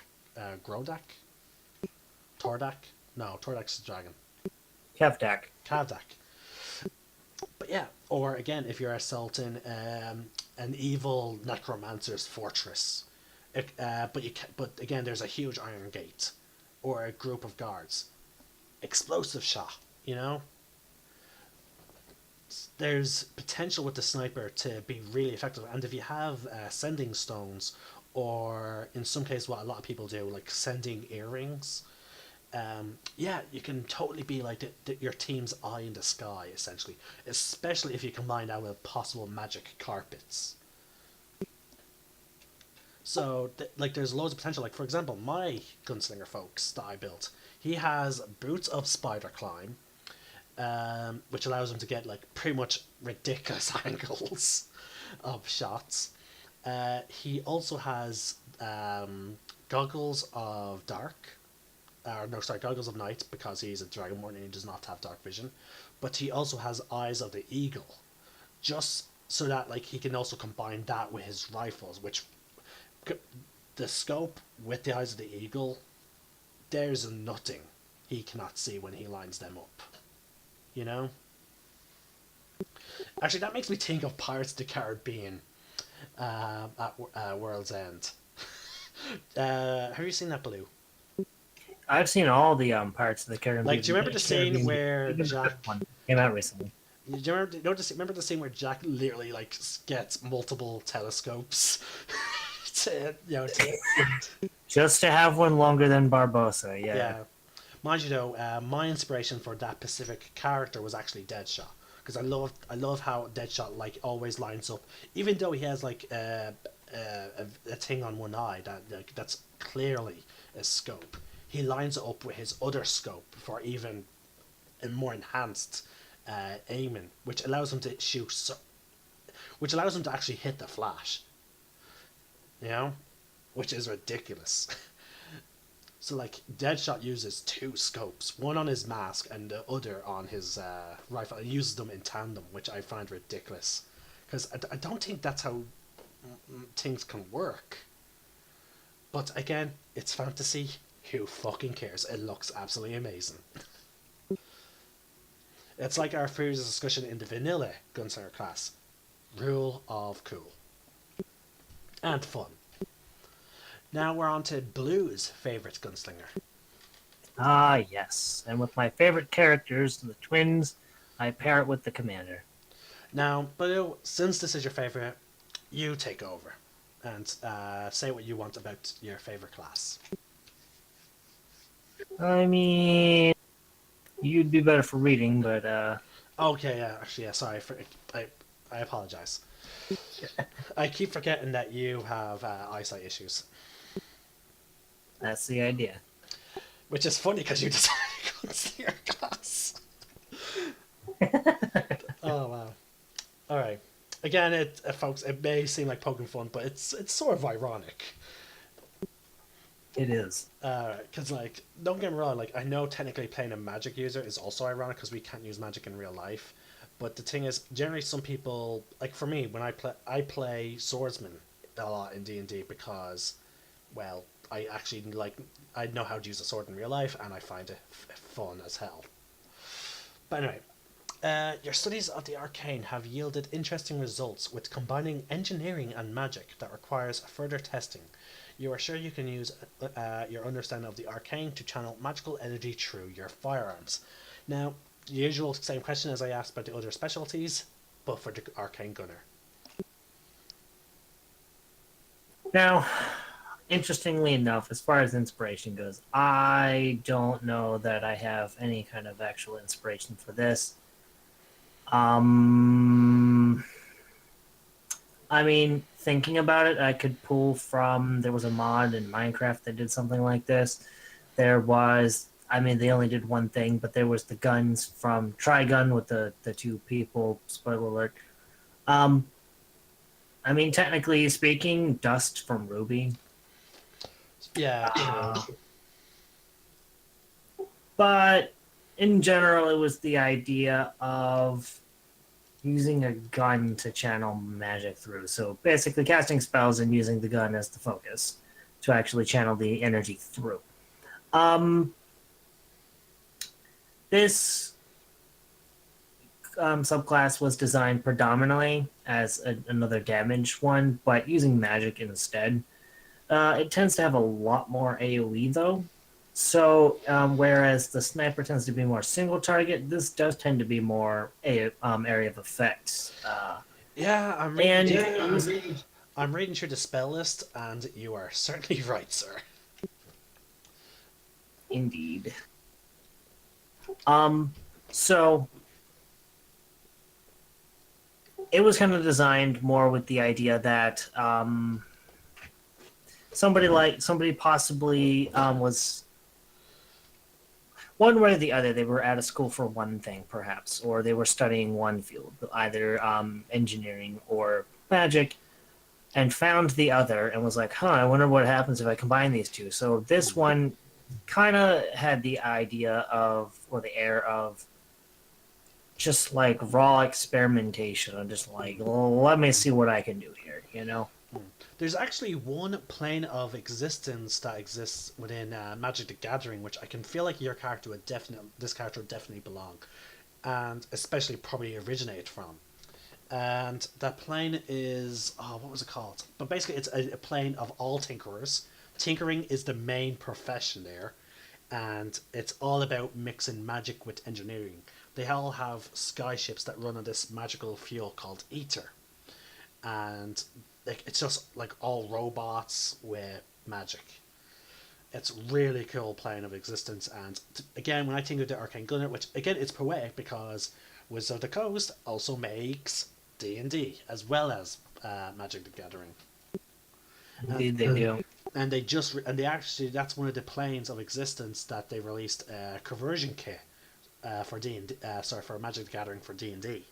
So basically, they made a PDF for free where players could actually play in that plane of existence. So this gunslinger is specific, I would say, perfect for that type of setting. Now I know you don't agree with Magic the Gathering or plane walking too much, but again, when you have a perfect fit, you have a perfect fit. Indeed. Now, some of the benefits, folks, of this Arcane Gunner is really cool. You gain proficiency with intelligence saving throws, which I think that will only be effective against a mind flare, possibly. I'm not too sure. You also gain proficiency in intelligence arcana, as well as if you're already proficient with arcane, you double it, so you get expertise in it. Now here's the cool thing. You start with one of the following weapons: a pistol, revolver, carbine, or a rifle. You do not start with physical ammunition. And there's a reason why for that. And it's called Arcane Channel. Now, basically, what this does is you're basically harnessing the energy source in D&D called the Weave. And you're basically pushing it, you're basically letting it flow through you into the rifle, and you're firing it. That's a simplified explanation. In a nutshell. Yeah. Whenever you discharge a firearm that you are proficient with, you send a ball of magical energy at the target instead of a ball of metal. Uh, so again, folks, we're using the idea of sort of like the old school bullets where there are single like balls, not the modern bullets. Maybe with the exception of the special ammunition. Anyway, inside a ball of metal, the firearms being used must be empty of physical ammunition. These shots do not count as magical for the purposes of bypassing non-magical resistance or immunity. Firearms cannot malfunction when they use this feature. So yeah, that again, you have infinite ammo, but and you can never malfunction, but your weapon is not magical, which means creatures that are resistant to piercing still get their resistance. Non-magical piercing. Yeah, non-magical piercing. Now, can you explain to me why you decided to not have this bypass that? Well, the predominant reason is the fact of the next feature, actually, where you can eventually cause your weapon to, instead of dealing piercing damage, deal a different type of damage by essentially shooting a different type of either elemental or raw magical energy of some kind at your target. And so essentially rendering it being counted as magical is null and void. Not to mention, you could still enchant you could still enchant your weapon to be magical, and so that would essentially then render that feature useless. I mean, not to mention the main focus around the arcane gunner is casting spells through the thing, not having a magic weapon. True. Unlike some things like Warlock that has invocations or whatever, or pacts or whatever, to make your weapon seem magical, but that's because they focus around using the weapon itself, not using it as a focus. Mind you, though, they did. Wizards actually took a hand for 5th edition creating a tinkerer with a gun, but sadly, folks, if you looked at my my earliest videos when I really got back into broadcasting on YouTube, you might have seen me doing a review of it. I was not a fan of it. I was just not a fan of that class in general because it did not seem like a traditional tinkerer to me. Or the artificer? Yes, the one with the magic gun. That is because it is not a tinkerer, it is a artificer. It's in the name, and an artificer is essentially an enchanter, but a little bit more, I guess, detailed than that by technicality. But it is by no means an actual air quotes tinkerer. I mean, you could say it's a magic tinkerer if you want, but I suppose it's not that. And I agree. What they called the subclass gunsmith did not feel like guns whatsoever. You literally only got a hand cannon, and that was basically about it. Yep. And so people trying to pass that off as a gunslinger is, for lack of a better phrase, complete BS. Yep. Now, speaking of the class itself, though, is cool. Oh yeah, like I liked the one where like that eventually led to Doty. I liked that archetype. With the robot. Artificer just gets that, but yeah. Doesn't that tell that was an archetype? Nope, they get it at 6th level. Oh, okay. Well, one thing I definitely didn't like was the fact that you just basically create infinite either potions or infinite bullets out of a pouch. It was just basically infinite anything. Like, just the infinite thing that you got was dependent on your archetype, which I was not really a fan of. It was a way, as far as I understand, it was a way to explain how you didn't have to go restock on stuff. But, Anyway. Now, spellcasting. Now, by level 3, this is what you get. You get Elemental Shot, which is, as part of your new spellcasting ability, you can cause your firearm shots to deal either cold, fire, or lightning damage instead of piercing damage. So, which again, it leads to a really cool sort of like, I know you probably don't intend this type of example, but I'm picturing Judge Dredd's pistol. With I wish I remembered who that was. Basically, it was a pistol where he could say a word and it would change the ammunition type, like flare, armor piercing, double shot. Basically, it was a pistol that had like lots of different modes.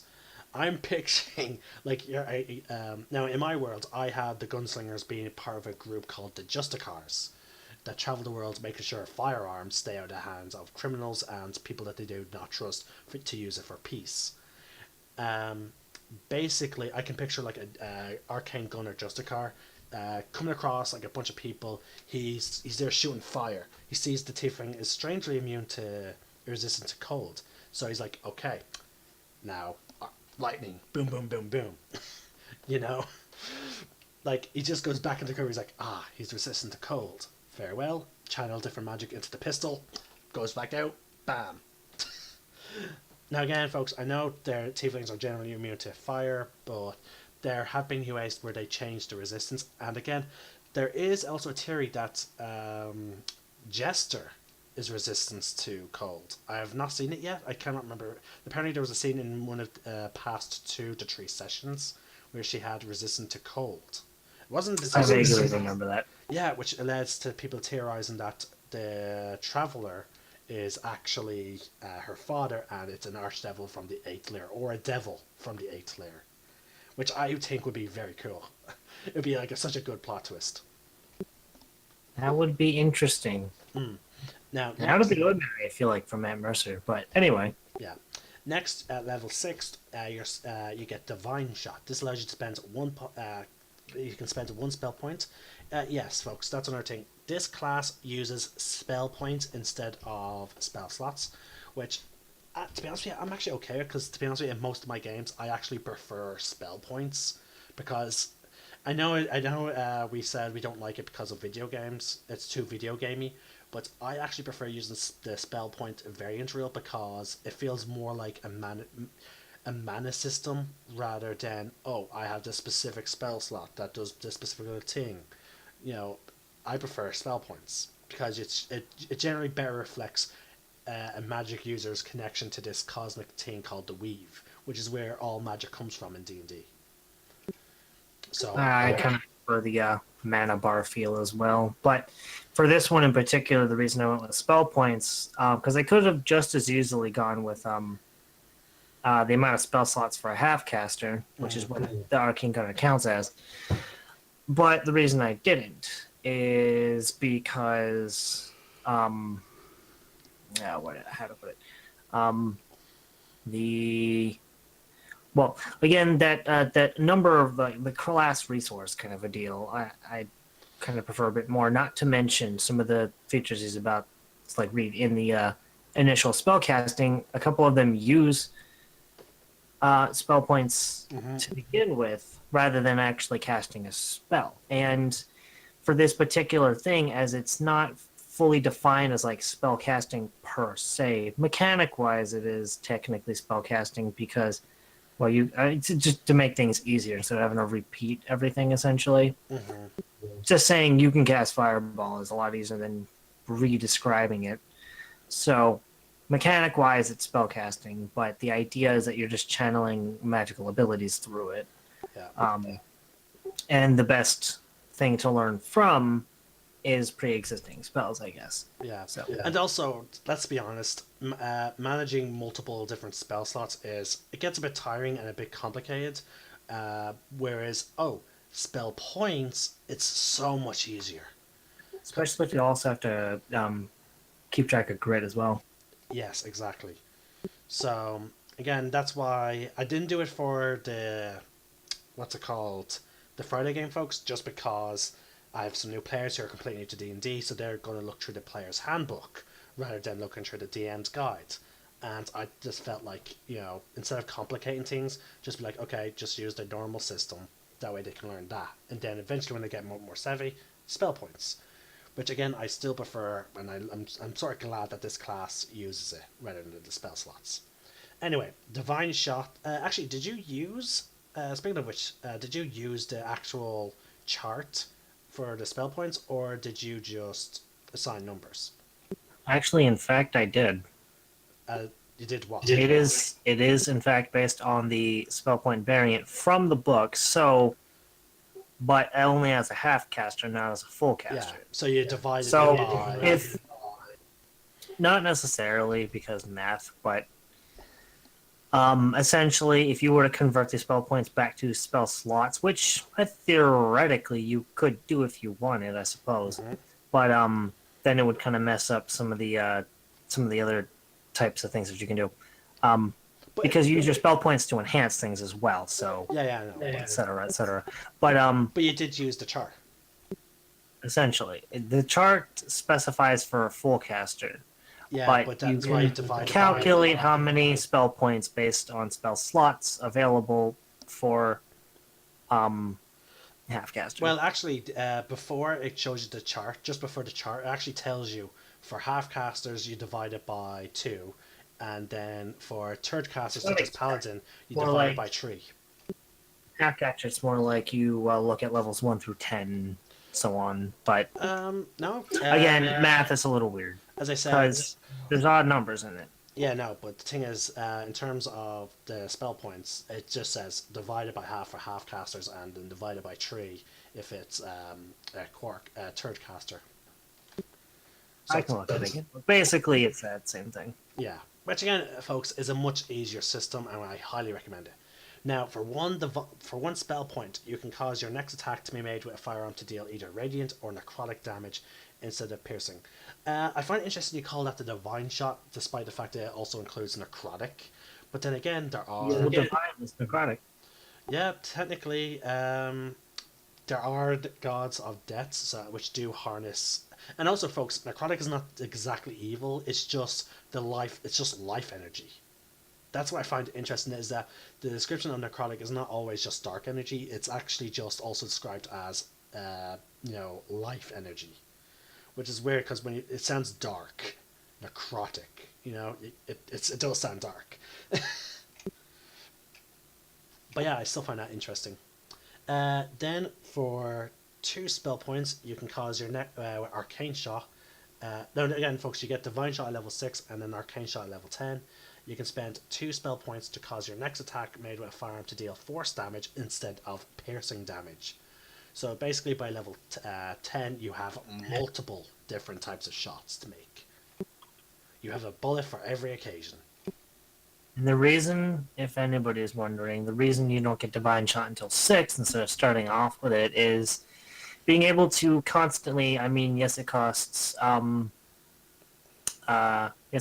points, but you have a fair amount of them, and less things are resistant to the biggest resistances are bludgeoning, piercing, and slashing from non-magic, then magic, then there's the elementals, which is why those you can just do infinitely. But even less things are resistant to radiant and necrotic, and even less, if there is any at all, I actually can't think of any off the top of my head even that are resistant to force damage. So True.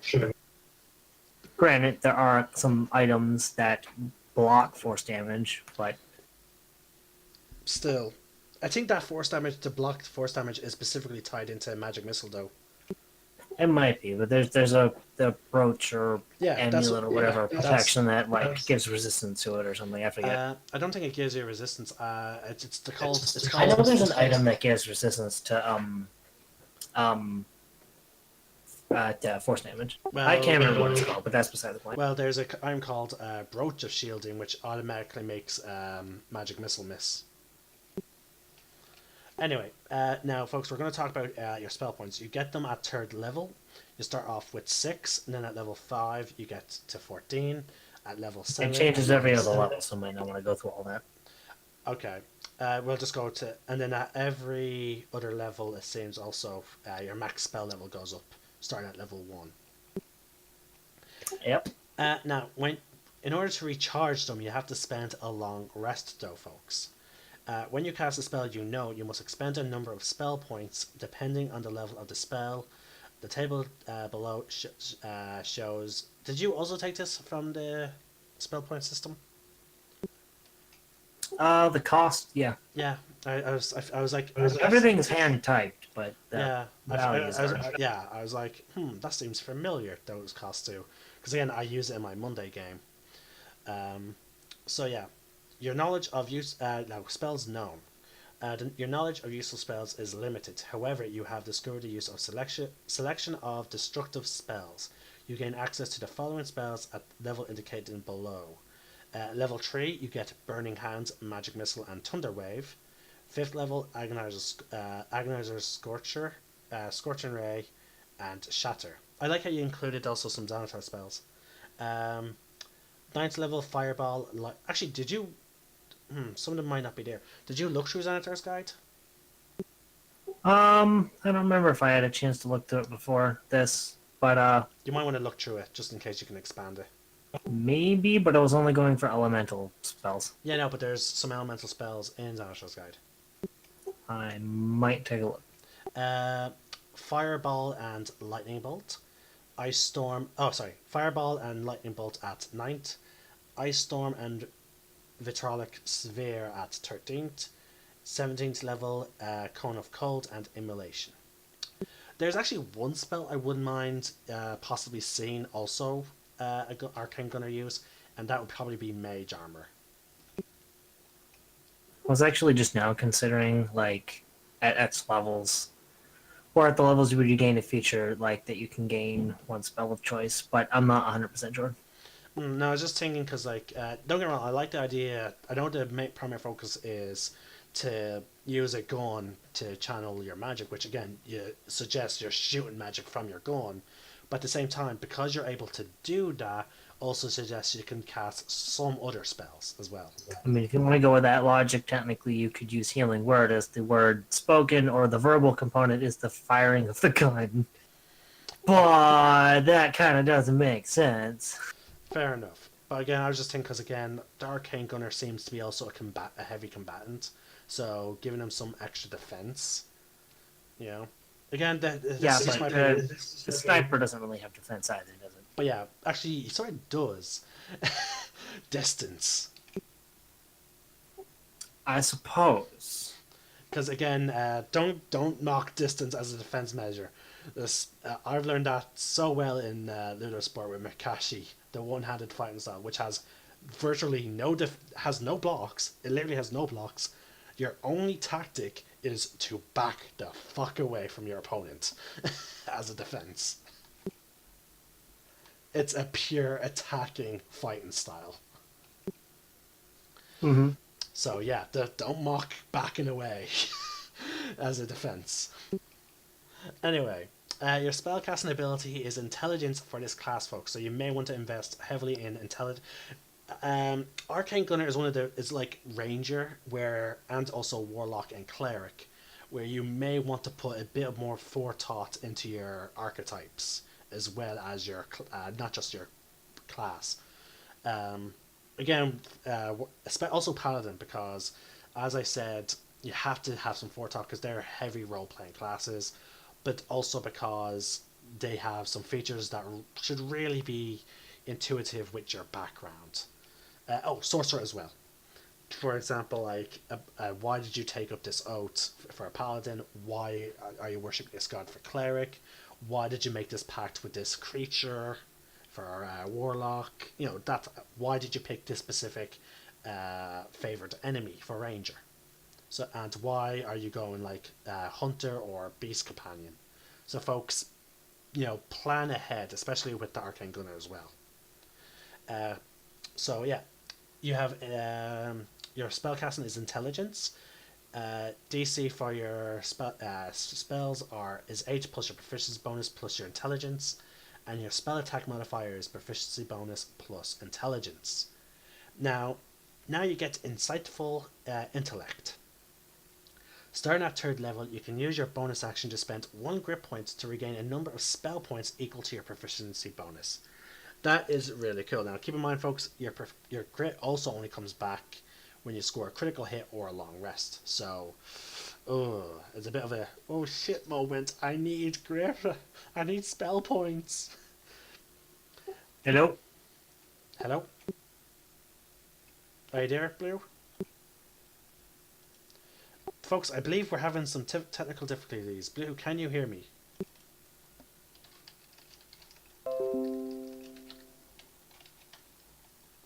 Hello, testing 1 2 3 1 2 3. I got you now. Okay, I'm having some internet issues.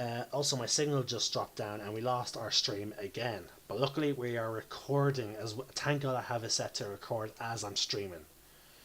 Sure, it's going to take up some space if I don't remember to clear out my videos, but dear God, it saves me for these moments. But okay, Yeah. okay. I was just talking about insightful intellect, about how that's an oh fuck, I need spell point moments. Where did we lose you, Blue? Or where I lost you? Right about there. Okay. Next, folks, is magical infusion. Also, you might notice that there's not a lot you spend your grip points on with the arcane gunner. So again, you don't have to worry too much about your grip points, but again, you may want it for your initiative, you may want it for your attack rolls, but again, it's mostly It's for a couple things. yeah, but it's most useful for your arcane gunner for your spell points. Now, at level 6, folks, you have... Now, you might have noticed that this class doesn't really shoot as well. It doesn't really shoot at all. With the exception of elemental shot, which is your cantrips, basically. Now, at level 6, you have channeled enough magic through your firearms to have them become somewhat infused with magical energy. Shots made with your firearms are now considered magical for the purposes of bypassing magical resistance and immunity. In addition, you can use your bonus action to spend 3 spell points to gain a +1 bonus to attack and damage rolls for 1 minute. At 10th level, you can spend 6 spell points to gain a +2 bonus, and at level 14, you can spend 9 spell points to gain a +3 bonus. Now again, more boosting of your damage with this. Now again, I imagine that +3 and +2s only relate to your elemental shot. Am I correct? Any attack rolls made. So yeah, because I'm not. No, but what I'm asking is, would that include spell attack?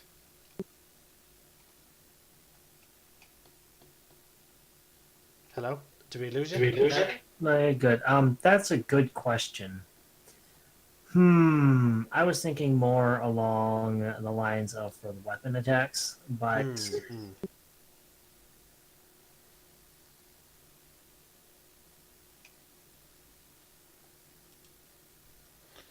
Blue, are you there? I said I'm here. Because you went silent. Sorry. The feature itself is discussing the weapon more specifically, so I would say it's more specific to that. Although I feel like this might be one of those cases where if you felt inclined, you could theoretically allow it to work for a spell. Although most of those spells are AoEs and therefore a saving throw. So yeah, and True. magic missile specifically automatically hits. So Actually, yeah. Now that I look at it, there's really nowhere, with the exception of maybe Scorching Ray. magic missile technically the bonus to damage, but I would say no, to be honest. Mm-hmm. And the scorching ray would be the only one that would make sense otherwise. Yeah. Okay, so it's for weapon attacks, folks. Now, which is still handy because again you have your elemental shots. Now, last but not least, we have overwhelming power, which again makes me think of Palpatine shocking Mace Windu after Anakin lobs off Mace Windu's arm. Except he shouts unlimited power. Beginning at level 14, you have gained access to high levels of magic. You gain the ability to cast Chain Lightning and Prismatic Spray. Or prismatic spray. Prismatic Spray. Okay, so that actually matters a lot. fair enough. Sorry. Once you cast either of these spells, you cannot do so until you finish a long rest. At level 18, you can additionally cast either Sunburst or Meteor Swarm. Once you cast either of these spells, you cannot do so until you finish a long rest. So they are all 9th level spells, are they not?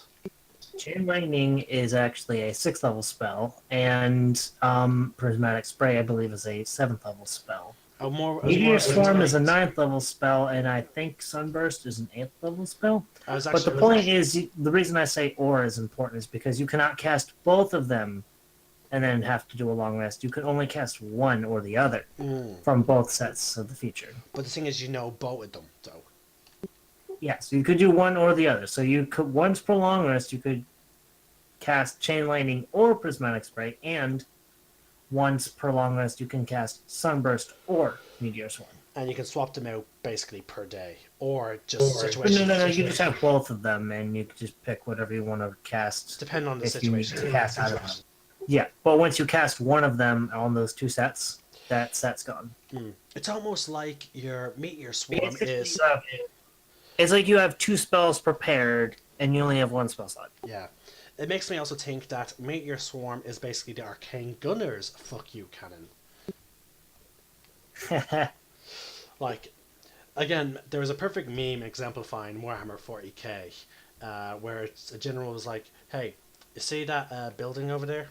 And the guy on the artillery cannon just says, "Yes," and the commander just says, "I don't want to see it anymore." So basically, just like get rid of that thing. Mind you, though, Imperial also has what's referred to as exterminatus, which is basically when they nuke the entire planet. And they do that when there's even a single sign of corruption. Or they just sterilize the entire planet. Yeah, the Imperium has like they're really fucked up, almost as much as Chaos. But anyway, folks, that is the Arcane Gunner, and by extension, all the archetypes for the class. Blue, I want to say thank you for joining us today, and again, we spent many hours talking.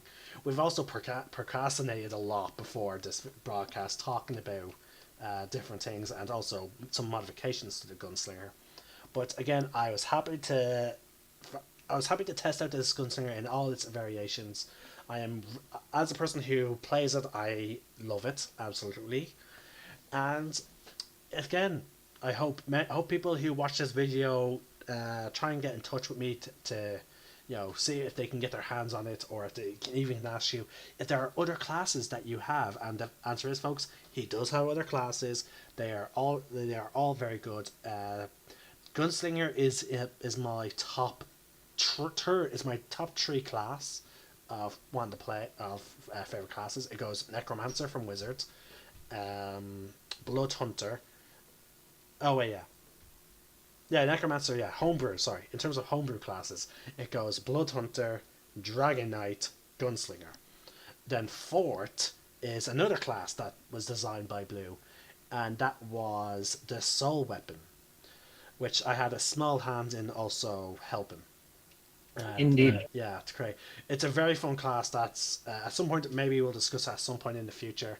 It combines. It's a tad gimmicky, but it's good. Oh yeah, like there's like in all fairness, the archetypes are a bit gimmicky as well, but they're fun. With the idea of Archfey, Divine, and Fiend. But again, it's me and you also had one minor dispute about a certain feature, but again, DM's discretion. Whatever.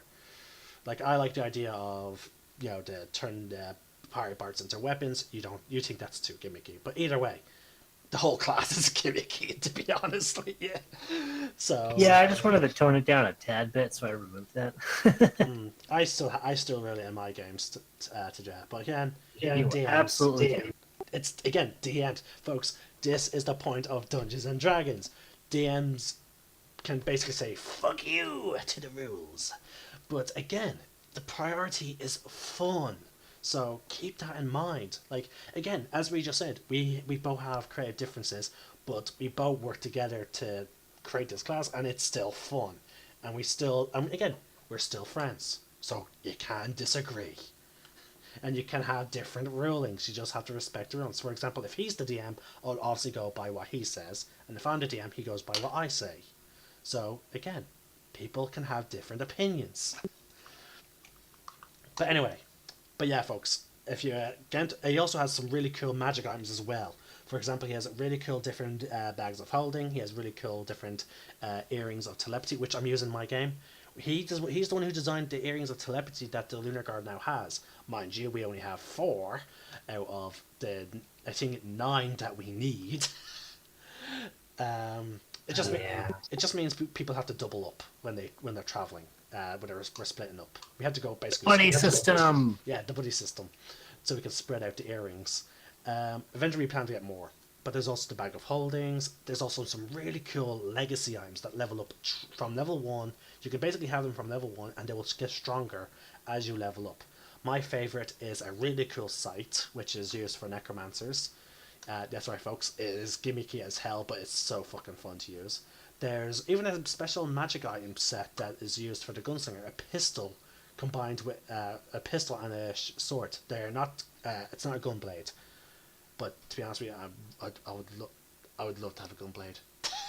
I'm now just thinking, the Final Fantasy guy whose blade, the hilt, at the bottom of the blade, near the hilt, is literally a revolver part. The one that I'm thinking of. It's Leon, I think he uses it. I'm not sure. The only guns and weapons I'm familiar with are Ruby. Okay, fair enough. Okay, yeah, Ruby. You can make so I much. want her damn scythe. I don't care. I want it. Yeah, hell, with this gunslinger, you could technically create it. Technically, yeah. But that would fall more under sniper IMO. Yeah, I suppose. But still, don't be fucking... It would be fun as hell. Again, we have also loved the idea of Yang with the duelist, to be honest with you. We actually D&D-ized her, we did just before the stream. In the end, we settled on her being primarily a monk, who has a few levels in duelist, and at least maybe was it 3 levels in barbarian for frenzy. Yeah, for frenzy. Yeah, so she's level 3 barbarian. How many levels in duelist would you say she is? I don't know. It depends on what level she actually is, but I would say she's definitely. It also depends on how many levels in monk, but we didn't really discuss the abilities. Yeah, I'd definitely say she has shove, maybe not invasion, to be honest with you. So yeah, she has shove, so she's level 3 barbarian, definitely level 3 duelist at minimum, and then I could see her probably being rest monk because of the sheer skill of hand-to-hand combat. But she might, again, duelist or monk. The level ranges is going to be a bit weird with that. But definitely level 3 duelist. She has at least 3 levels in duelist. Yang, definitely sniper. Except probably the bare minimum for sniper, such as scope. Or in the crosshairs. So she probably has like 6 levels. Then again, technically the way she uses her rifles at times, like the way she uses the when it's a full sight to sort of like brace, except she doesn't go prone, she stands up because the fucking huge blade is the brace. So yeah. Okay, so she might actually be more. The only problem is level. So the way she also is very good at using the weapon though. So technically she could be using all. She might be even an epic level. Because there's moments where she's definitely using like line 'em up and bullseye. So she could be an epic level character. So yeah, I don't know. Maybe it's a special magical sight that grants proficiency, and it's definitely a finesse weapon because the sheer way she uses it.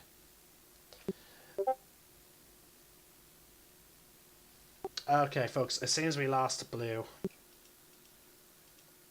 So that is it, folks. Contact me if you want access, if you potentially would like access to some of the items that Blue has designed. He has not yet put them up anywhere, but eventually he says he may create like a universal folder and put it up on DM's Guild or somewhere like it. So reach out and, maybe you can get your hands on some of the stuff that Blue designs. In the meantime, this will be the last video I'll be doing today because I am planning on watching Critical Role live very soon, and I assume Blue is as well. So this is Wolf Ninja signing out. May the Force be with you, and remember, roll for initiative. Otherwise the sniper's going to get you.